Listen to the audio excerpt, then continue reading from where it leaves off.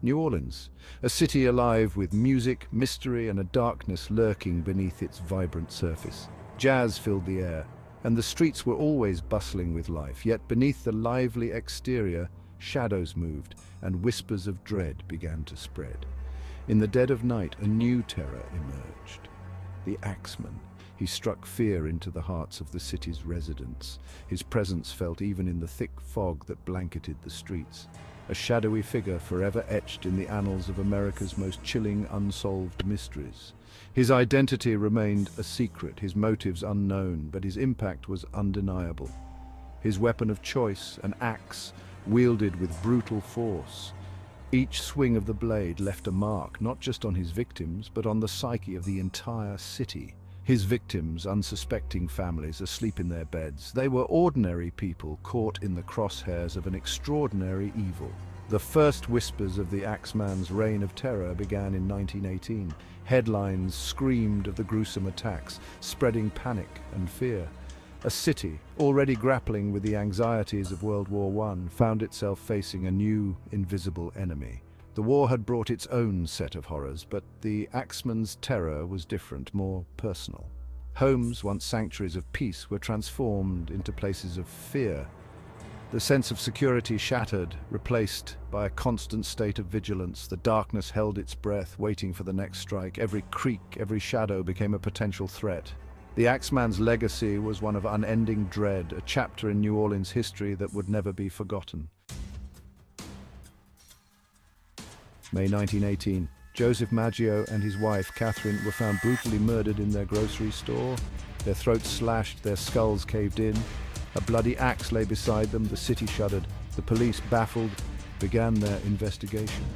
The killings continued. Louis Bassumer and his mistress, Harriet Lowe, were attacked in August. Bassumer barely survived. He described a dark figure wielding an axe. Fear spread like wildfire through the city. The Axeman was no longer a whisper in the dark, but a terrifying reality. New Orleans, once a city that embraced the night, now cowered in fear. Families huddled together, their doors bolted, their windows barred. Sleep offered no escape, only nightmares of the Axeman's gruesome acts. The city was a tinderbox of terror, waiting for the next spark. Rumors swirled. Some whispered of a deranged madman driven by bloodlust. Others claimed it was a vengeful spirit seeking retribution. The newspapers, fueled by the city's paranoia, printed sensational headlines. Every shadow seemed to hold the Axeman, every creak of the floorboard a sign of his approach. Section 4. A Voice from the Darkness. The Axeman's Letters, March 1919. The city of New Orleans was gripped by fear and uncertainty. The city held its breath, waiting for the next move of the mysterious killer. A letter, claiming to be from the Axeman himself, arrived at the New Orleans Times-Picayune, sending shockwaves through the community. In a chillingly conversational tone, the writer confessed to the murders and promised more bloodshed, instilling a deep sense of dread. But he offered a twisted proposition, one that would test the city's spirit and unity. On the night of March 19th, the letter declared, the Axeman would spare any home where a jazz band was playing. This bizarre ultimatum left the city in a state of frantic preparation. That night, the city erupted in a cacophony of music, with jazz bands playing in every corner, filling the air with melodies. Jazz, the city's soul, became its shield against terror, a beacon of hope in a time of darkness. That night, the Axeman did not strike. The power of music had triumphed over fear, at least for one night. Section 5. The Mystery Endures, an Unsolved Enigma. The Axeman's reign of terror abruptly ended as it began. The murders stopped. The letters ceased. The city was left in a state of shock and confusion, unable to comprehend the sudden silence.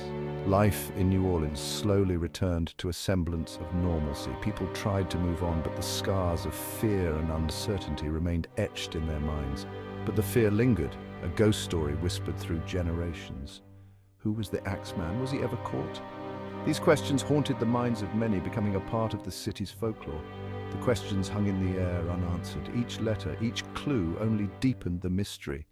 Theories abound, but the truth remains elusive.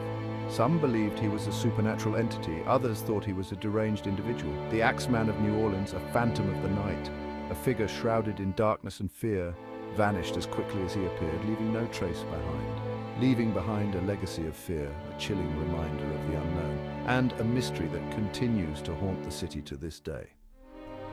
The Axeman's story is a dark chapter in New Orleans history, one that remains unsolved and continues to captivate the imagination of those who hear it.